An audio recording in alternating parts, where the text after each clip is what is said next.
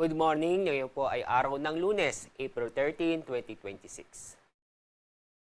Ang bagyong na may international name Sinlaco, inyo mapapansin, nasa labas pa rin ng ating Philippine Area of Responsibility. Napakalayo sa ating bansa, kung saan ang layo nito ay more than 2,500 kilometers silangan ng Visayas. Isa siyang super typhoon na kung saan ang lakas ng hangin malapit sa gitna nito ay umaabot sa 205 kilometers per hour. Inaasahan itong kikilos, January ngayon west-northwestward at inaasahan itong hindi papasok o mababang tsansa na pumasok sa ating Philippine Area of Responsibility. Ang pagkilos ito ay maaaring lumapit sa bansang Japan. At inyong papansin sa ating itong binabantayang bagyo, walang epekto sa ating panahon ngayon.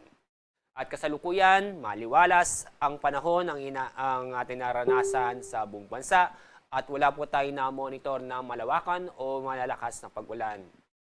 At sa araw na ito, inaasahan pa rin na maganda at maliwalas ang panahon sa buong bansa.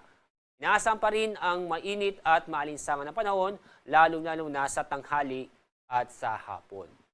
Dito sa Metro Manila, aabot ng 34 degrees Celsius. Mas mataas na temperatura ang inaasahan sa Tuguegarao na aabot ng 37 degrees Celsius. Dako tayo sa ibang bahagi ng ating bansa. Aabot ng 33 degrees Celsius sa Calayan Island, Puerto Princesa, ganoon din sa Tacloban at sa Davao City. Bahagyang mas mataas ang temperatura sa Zamboanga na aabot ng 34 degrees Celsius. Inaasahan po natin ang mga isolated na mga pag-ulan o sandaling pag-ulan, lalo na sa Visayas at sa Mindanao. Kahapon, ang pinamataas na heat index ay 42 degrees Celsius, doon po yan sa Cotabato City, Maguindanao. Sa Metro Manila, umabot ng 36 hanggang 38 degrees Celsius. Ngayong araw sa Lunes, ang forecast natin na pinamataas na heat index ay 42 degrees Celsius, doon pa rin sa Cotabato City, Maguindanao. Dito sa Metro Manila, aabot ng 38 hanggang 40 degrees Celsius. Sa ating lagay ng ating karagatan, patuloy pa rin tayo makakaranas ng banayad hanggang sa katamtaman ng alon ng ating karagatan sa buong bansa.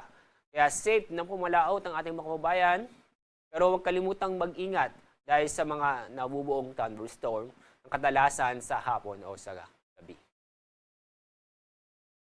Ang araw sisikat sa ganap na 5:44 ng umaga, samantalang ang araw lulubog sa ganap na 6:10 ng hapon. Yan ang ating update mula sa Pag-asa. Ako po si Alzar D. Aurelio.